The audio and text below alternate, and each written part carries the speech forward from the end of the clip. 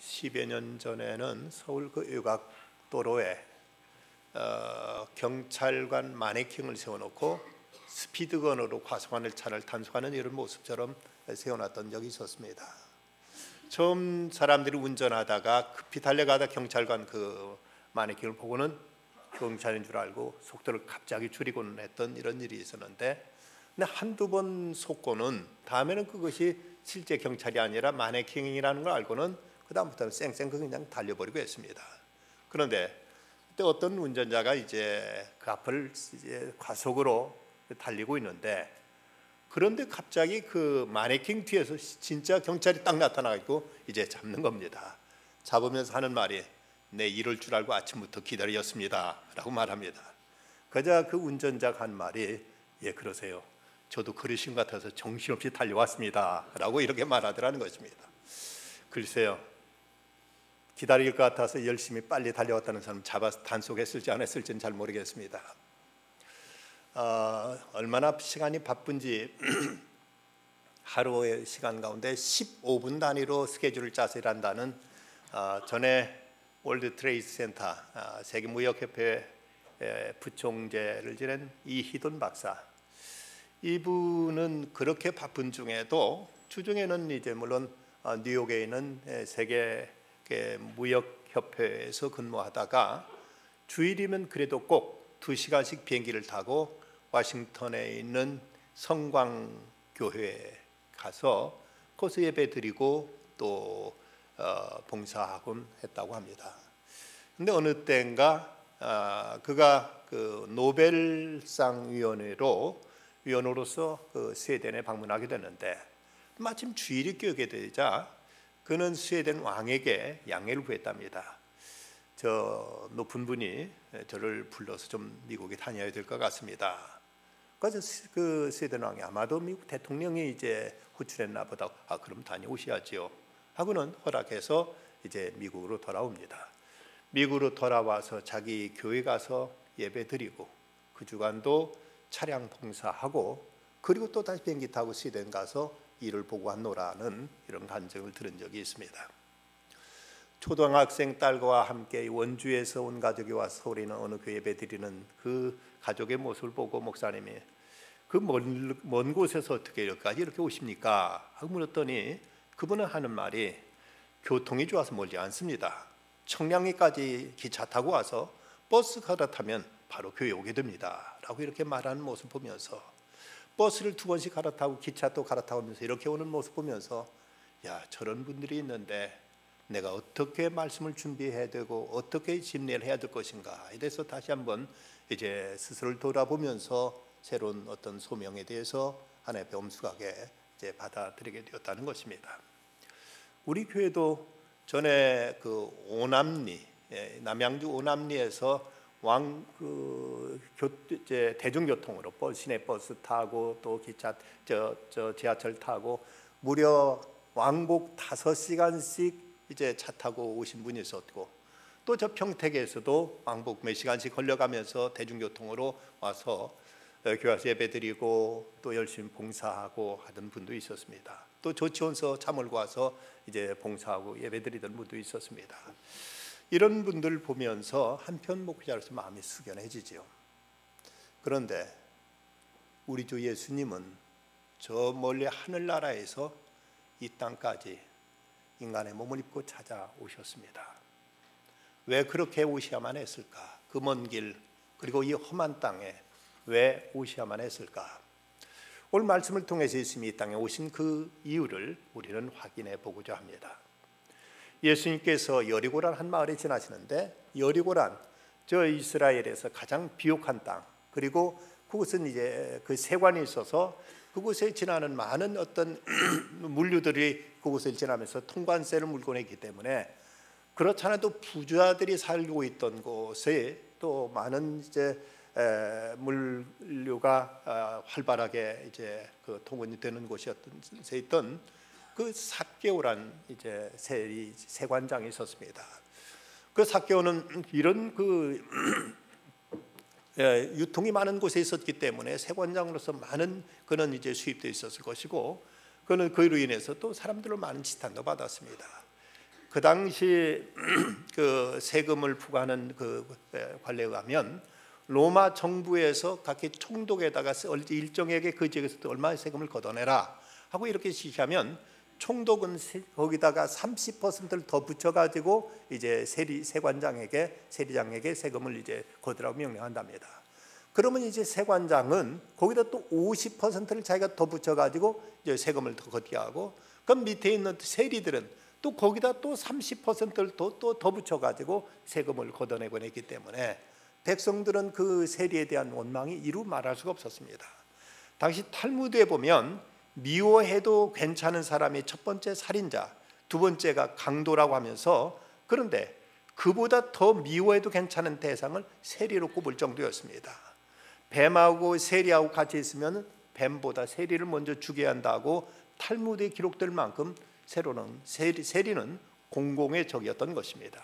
그런데 예수님께 이 여리고를 지나가게 되자 그동안 나름대로는 이제 세리장을 통해서 돈도 많이 벌었고 나름대로 이것저것 없는 것 없이 다 갖추고 살았지만 뭔지 마음에 텅 빈 그 빈 공허한 마음 가지고 예수님 그분을 뵈면 뭔가 내게 어떤 희망과 어떤 구원에 대한 요망을 얻을 수 있을까 하는 기대 가지고 그는 이제 거리에 나서게 됩니다.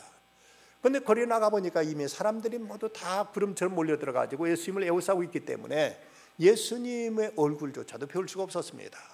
그렇다고 해서 군중들 틈을 이제 비집고 가려니 그렇지 않아도 사람들한테 제가 미움의 대상인데 사람들 중에는 그 틈에 뒤에서 발길로 걷어차든지 주먹으로 이제 두드려 패든지 어떤 린치를 당할지 모르는 이런 이제 형편이라서 그는 길가에 있는 돌무화과 나무에 올라가서 거기서 지나가는 예수님 얼굴에도 뵙고져 그 나무에 올라가게 됩니다. 그런데 예수님이 먼저 이 삭개오를 알아보시고 삭개오야 내려와라. 내가 오늘 내 집에 유하야 되겠다고 이렇게 말씀하십니다. 그 말씀 듣고 그는 황급히 내려와 가지고 예수님을 자기 집으로 모셔드리게 됩니다. 그때 예수님 그에게 하신 말씀, 오늘 구원이 이 집에 이르렀으니 이 사람도 아브라함의 자손이로다. 인자가 온 것은 잃어버린 자를 찾아 구원하려 함이라고 이렇게 말씀하십니다. 오늘 이 말씀을 통해서 예수님이 이 땅에 오신 그 이유를 우리는 이제 몇 가지로 정리할 수가 있습니다. 먼저 예수님은 죄인을 찾아 구원하려고 이 땅에 오셨다고 말씀하십니다.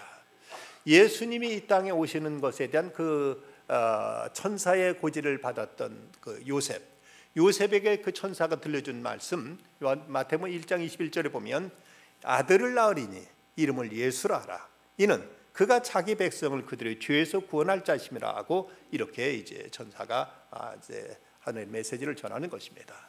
요새 예수라는 이 이름은 이것이 구약에서는 예수와 혹은 여호수아라고 해서 여호와가 구원하신다 하는 이런 뜻, 구원이란 그 이름을 가지고 있는 것이 바로 예수입니다. 예수님께 그 이름 자체대로 이 땅에 우리 구원을 위해서 오신 것입니다. 물론 구원이라면 여러 가지 많은 의미를 포함하고 있습니다. 어떤 위기에서 건져받는 것, 병에 노인받는 것, 어떤 빚으로부터 이제 자유케 되는 것 등이 있지만 여기서 예수님의 오심에 대한 그 천사의 고지를 보면 이는 그 백성을 자기 죄에서 구원할 자심이라. 바로 인간을 죄로부터 구원하시기 위해서 예수님이 이 땅에 오셨다는 것입니다. 이 예수님은 삭개오를 향해서 이 사람도 아브라함의 자손이미로다 하고 말씀하시면서 그동안 버려지고 증오의 대상이었던 이 삭개오를 이스라엘의 그 공동체 일원으로서 복귀시켜 주시면서 그도 한 형제로 살아가도록 이렇게 그를 회복시켜 주십니다.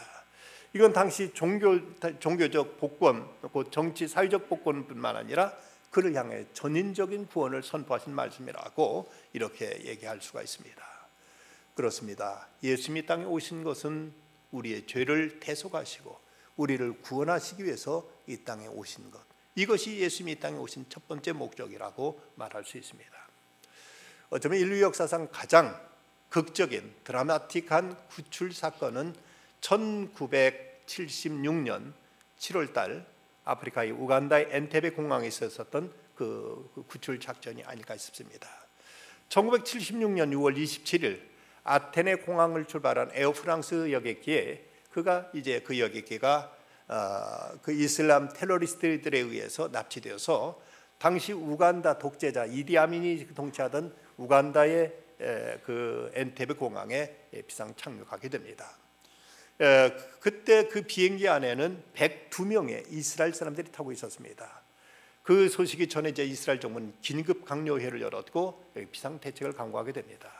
그래서 그때 현 이스라엘 수상인 네탄야후 대령이 그 구조단 작전 그 특수부대를 이끌고 카고 비행기 4대 그리고 보잉 707 그 여객기 2대를 이끌고 낮은 고도로 이제 날아가서 그 엔테베 공항에 내담에 걸리지 않고 거기 비상 착륙합니다.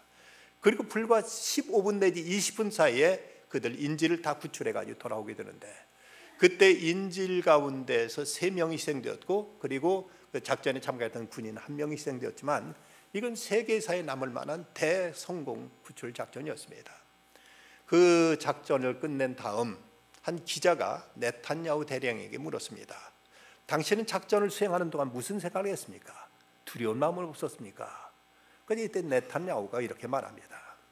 나는 내 동족이 구원을 기다리고 있다는 생각, 그리고 그들을 구원해야 된다는 생각뿐 다른 생각은 전혀 없었습니다. 그런데 이것보다 더 위대한 구출 작전이 있었다면 그건 곧 예수님께서 이 땅에 오셔서 십자가를 지시고 피 흘리시면서 우리 죄를 대속하시고 그리고 부활하신 사건, 이것이야말로 이 세계 역사, 인류 역사에 남는 가장 위대한 구원의 작전이라 말할 수 있습니다. 만약에 예수님 그때 십자가를 칠 때 무슨 생각을 하셨나요? 하고 여쭙는다면 어쩌면 예수님은 나는 아무 생각도 없었다.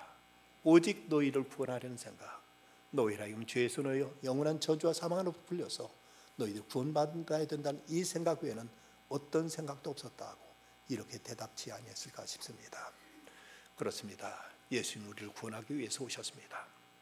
예수님이 이 땅에 오신 두 번째 목적이 있다면 이것은 우리의 삶 속에, 우리의 가정에 오셔서 우리와 함께하기 위해서 오셨다는 사실입니다. 오늘 말씀 이제 누가복음 19장 5절, 예수께서 그곳에 이르사 쳐다보시고 이르시되 삭개오야 속히 내려오라, 내가 오늘 내 집에 유해야겠다고 말씀하십니다. 그래서 삭개오는 급히 내려와 즐거하며 영접했다고 이렇게 말씀하십니다. 어쩌면 예수님께서 한 개인 영혼 하나를 구원하는 것만이 목적이었다면 그냥 그 감람나무에 있던 돌감나무에 있던 삭개오야 내 죄가 사해졌느니라 한 말씀하시면 끝났을 것을 왜 예수님이 굳이 삭개오야 내가 오늘 내 집에 유하여야 되겠다고 말씀하셨고, 삭개오는 왜 예수님을 자기 집에까지 모시고 갔던가?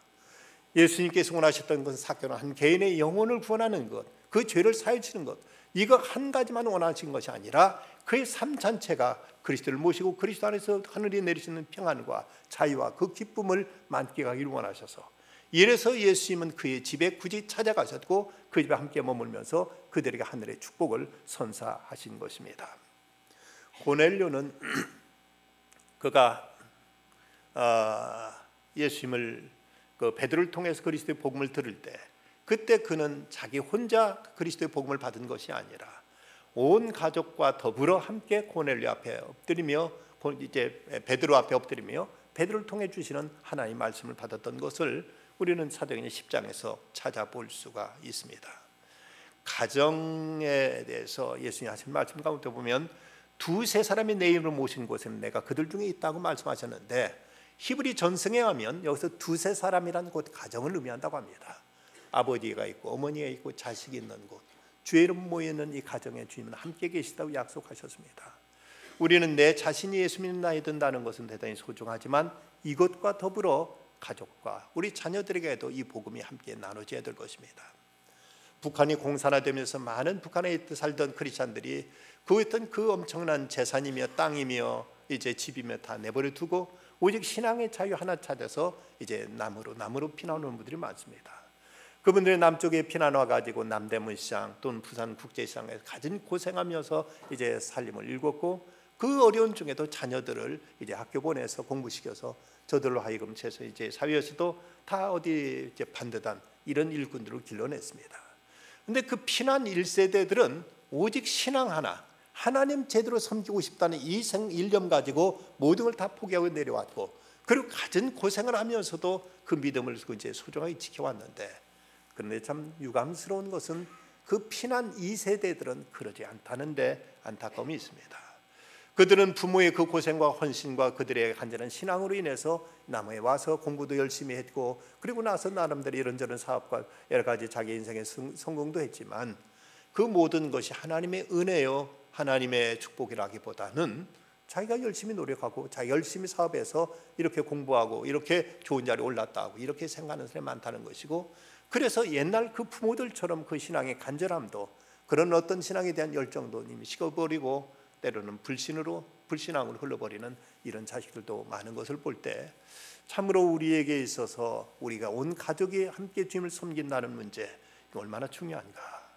내가 믿음을 자식들에게 그대로 이어주지 못한다면 부모로서 가장 큰 실패요, 가장 잘못된 일에 분명합니다. 어쨌든 삭개오가 가정에 주님을 모셔드렸던 것처럼 우리는 예수 그리스도를 우리들의 가정에 모시고 가정에서 주님을 구주로 섬길 수 있어야 될 것입니다. 그런가 하면 예수님은 세상을 변화시키기 위해서 이 땅에 오셨습니다. 예수님이 삭개오 집에 들어가시자 사람들은 모두 다 수군거립니다. 야, 예수님이 저런 세리 집에 다 들어가시다니 하면서 이렇게 비난하고 이렇게 뒤에 수군거리자, 그 말을 들었던 이 삭개오, 그는 너무나 송구하고 그리고 자기 자신의 부끄러운 삶을 청산하면서 예수님이 이런 말씀을 드립니다. 주여 보시옵소서, 내 소유의 절반을 가난한 자들에게 주겠사오며 말 누구 것을 속여 빼앗은 일이 있으면 네 갑절이나 갚겠나이다. 예수님의 파격적인 은총을 받은 삭개오는 예수님이 그렇게 하라고 말씀하지도 않으셨는데도 불구하고 그는 이제 스스로 자발적으로, 주님, 제 재산 가운데 절반은 제가 가난한 사람 나눠주겠습니다.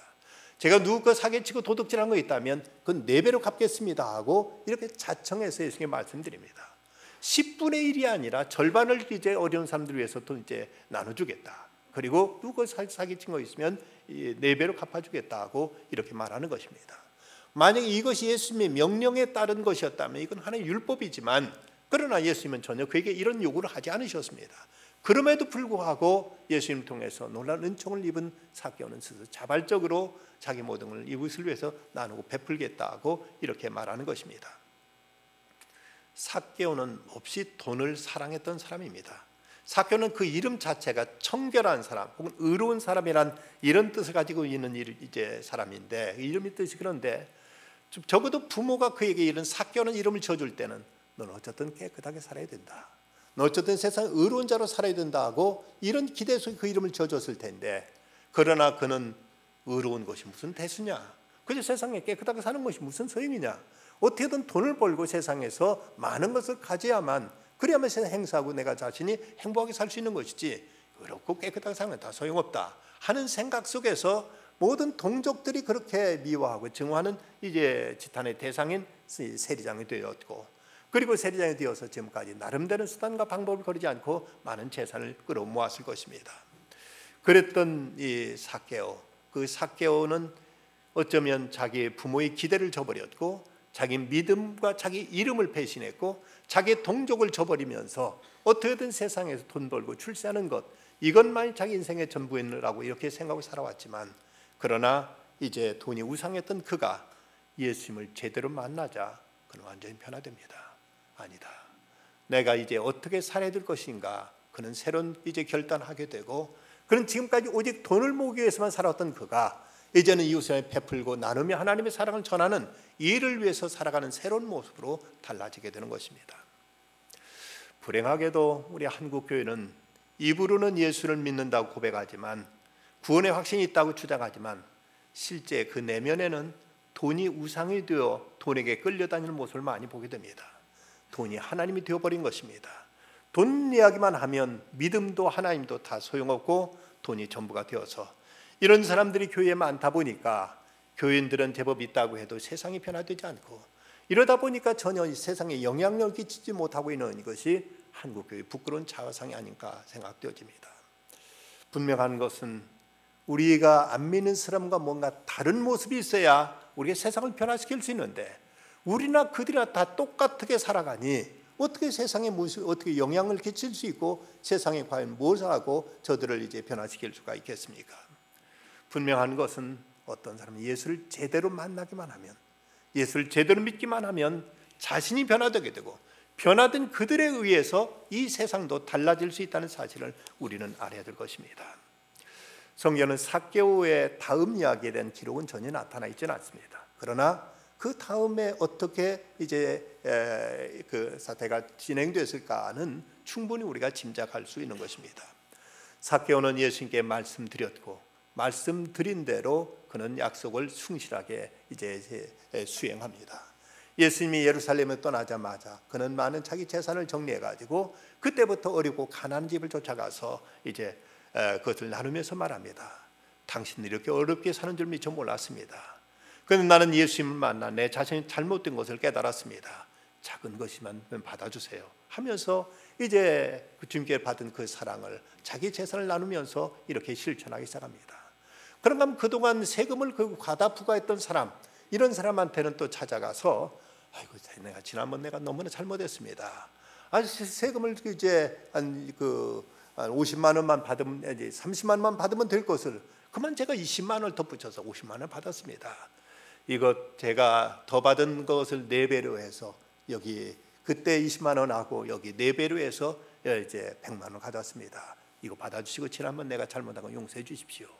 이러고 이제 삭개오가 집집을 찾아다니면서 잘못을 빌고 사랑을 나눴을 때 그때 그 여리고 안에 사람들은 이제 소문이 나돌기 시작합니다.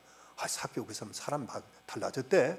그렇게 돈밖에 모르던 사람이 그 철면비처럼 그저 세금을 어떻게든 더 알고 내려고 하던 사람이 이렇게 사람이 달라졌어. 그러면 사람들이 다 수군거리면서 참 그 사람 정말 사람이 달라졌구만. 아니 왜 그렇게 변했대? 물어보니까 그 사람 예수님 만나더니 예수 믿으면서부터 사람이 이렇게 달라졌다는 거야 하면서 사람들이 소문나면서 그들 가운데 한 사람 두 사람 이제 삭개오 믿는 예수님을 함께 믿고 주님 앞에 돌아오게 되었다. 충분히 우리가 상상할 수 있는 이런 이야기일 것입니다. 우리 주변에도 이런 일이 있다면 얼마나 좋겠습니까? 예수 믿고 나서 정말 저 사람 달라졌구나. 그렇게 인색하던 사람이 너그러지고 그렇게 몰인적하던 사람이 그렇게 사람들에게 참 후하고 인심 많은 사람이 되었다. 저런 사람 보면 정말 믿는다는 것이 소중하구나 하는 이런 이야기들이 우리를 통해서 하나하나 주변에 퍼져나가게 될 때 이런 일을 통해서 세상은 달라지고 세상은 변화될 것입니다. 빌그름 목사님이 뉴욕에서 전도 집회할 때 미국 동북부 지역에서 가장 큰 회사를 경영하던 필립스라는 사장이 그 집회 참석해서 복음을 듣고 그는 예수님을 영접합니다. 그는 37살에 수석 부사장이 되었고 40세에 최고 경영자가 될 만큼 탁월하고 성공과 돈에 대해서 아주 대단한 집착이 강했던 사람이었습니다. 오직 성공하기 위해서 외길을 달려왔는데 그런데 그가 복음을 받아들이자 사람이 변화됩니다. 그의 생각과 가치관, 인생관, 물질관, 대인관계가 삭개오처럼 모두 다 바뀌게 된 것입니다. 그러자 그는 이제 주변 사람들에게 영향을 끼치기 시작합니다. 먼저 회사와 주변 친구들에게 감동을 줘 저 사람 뭔가 달라졌다는 이런 말을 듣게 되는 것입니다. 근데 어느 날 밤늦게 그가 평소에 알고 있던 한 사람이 그에게 찾아옵니다. 이 사람은 당시 닉슨 대통령의 보좌관이면서 이제 또 그와 친구였고 그리고 이제 잘 나가는 워싱턴의 아주 그 유명한 변호사 또 독설가였습니다. 그가 한참 워터게이트 사건으로 궁지에 몰려 있을 때 찰스 콜슨이 바로 이 필립스에게 찾아오는 것입니다. 자리에 앉자마자 콜슨이 필립스에게 말합니다. 필립스 자네 뭔가 달라졌다더만. 자네 전에 비해서 완전히 변했는데 난 자네 얘기 좀 듣고 싶네. 그동안 무슨 일이 있어 내가 좀 얘기해 줄 수 없겠나. 그러자 필립스는 하나님께 나에게 전도할 기회를 주시는구나 생각하고 자기 간증을 말합니다.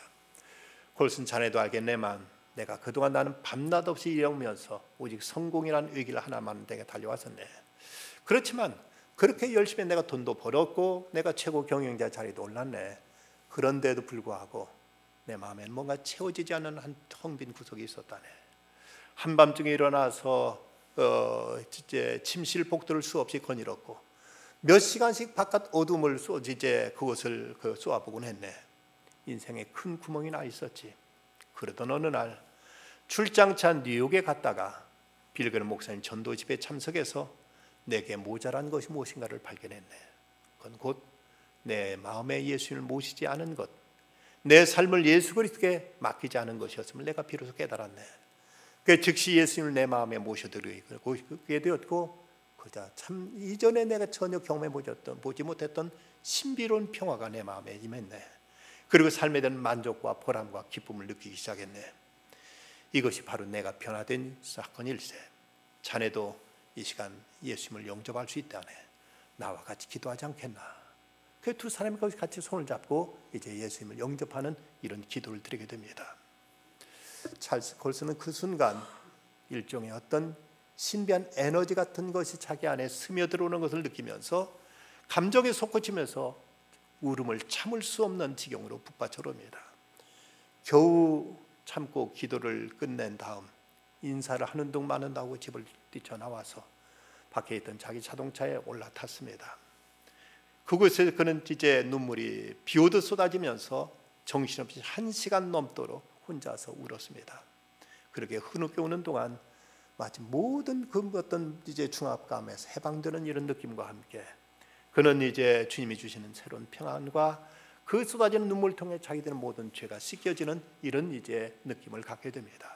그는 처음으로 주님 앞에 이제 주님을 영접하며 주 앞에 자식이 자기 인생을 맡기는 기도를 드리게 됩니다.